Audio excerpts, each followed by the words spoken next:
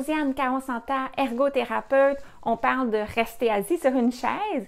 Une capsule qui fait suite à une autre capsule que j'ai récemment préparée, intitulée « L'ergonomie et les positions de travail ». Donc, si vous ne l'avez pas vue, je vous invite à la visionner également pour compléter l'information que vous allez apprendre dans la capsule d'aujourd'hui.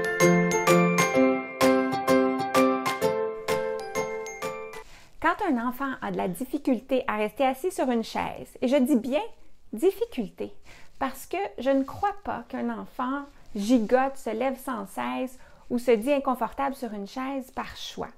Donc, quand un enfant a de la difficulté à rester sur une chaise, il y a deux façons d'aborder le problème. Un, c'est toujours sage de se questionner sur l'origine du problème et de tenter d'y remédier d'une façon appropriée, par exemple par un programme d'exercice.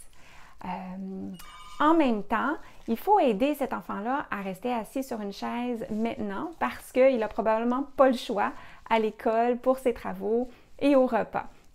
Donc, ce qui est sage de faire, c'est peut-être de lui procurer certains équipements qui vont l'aider à tolérer plus longtemps la position assise, à se sentir plus à l'aise, plus confortable. D'abord, avant d'explorer différents équipements, on va s'assurer qu'on a bien respecté les règles d'ergonomie pour bien assortir le poste de travail de l'enfant à sa grandeur, avec les principes que j'ai présentés dans la capsule que j'ai mentionnée tout à l'heure.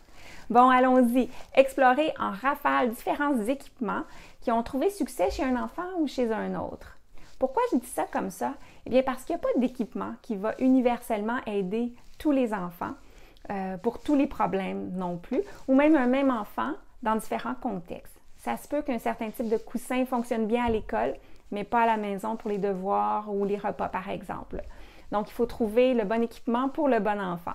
Mais voici différentes possibilités.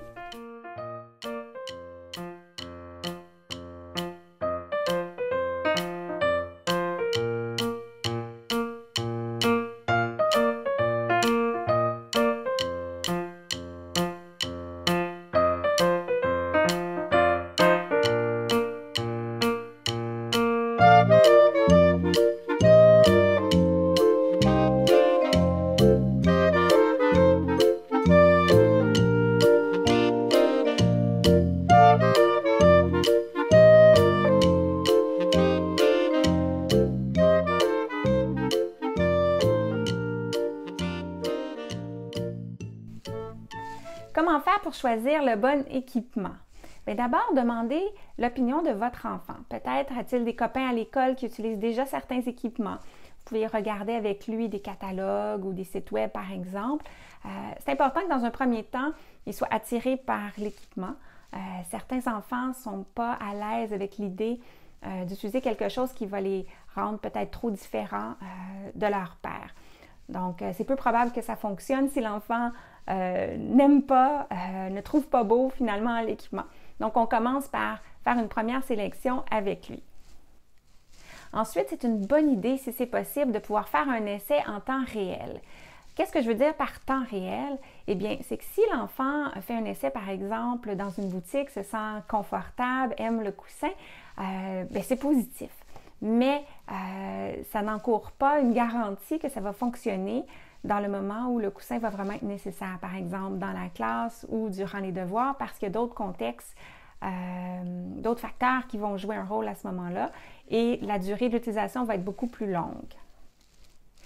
Si l'enfant a la chance de travailler avec un ergothérapeute, c'est toujours plus facile de faire des essais qui vont être plus parlants parce qu'ils vont pouvoir essayer le coussin, par exemple, pour une plus longue période ou même peut-être l'emprunter pour l'essayer dans le vrai contexte, à la maison ou à l'école. Donc, ceci pourrait donner une meilleure impression de l'efficacité de l'équipement avant de faire un achat définitif.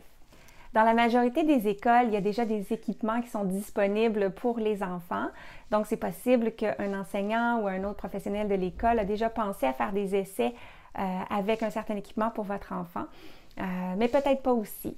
Donc, si vous croyez qu'un équipement peut être utile, ça peut valoir la peine d'en parler avec le professeur pour voir s'il y a différents équipements qui sont disponibles dans la classe que votre enfant pourrait essayer. Une autre stratégie, c'est de questionner les gens autour de vous qui ont des enfants dont le profil pourrait s'apparenter à celui de votre enfant et d'obtenir des suggestions. Si vous êtes quelqu'un qui aime fréquenter des forums en ligne ou bien des groupes dans les médias sociaux, bien, vous pouvez également questionner les autres sur les équipements qu'ils utilisent et en fonction toujours du profil de leur enfant. Et ça vous donne un petit plus pour partir certaines hypothèses d'équipement si vous n'avez pas eu la chance de faire des essais avant de pouvoir faire un achat. Et si vous faites un achat qui n'a pas le résultat escompté, eh bien, pensez à la revente, peut-être par les mêmes médiums que tout à l'heure. Il n'y a pas d'équipement inefficace, mais il y a des équipements qui ne sont pas nécessairement le bon match pour certains enfants. Donc, vous trouverez sûrement preneur et vous pourrez recommencer le processus avec d'autres équipements potentiels jusqu'à ce que vous trouviez ce qui aide vraiment votre enfant. Alors, je vous laisse là-dessus en vous réinvitant à visionner la capsule « L'ergonomie et les positions de travail ». Contenu très complémentaire, en fait, la première partie de cette capsule. Vous la trouverez sur ma page Facebook ou ma chaîne YouTube, Josiane Caron-Santa, Ergothérapie.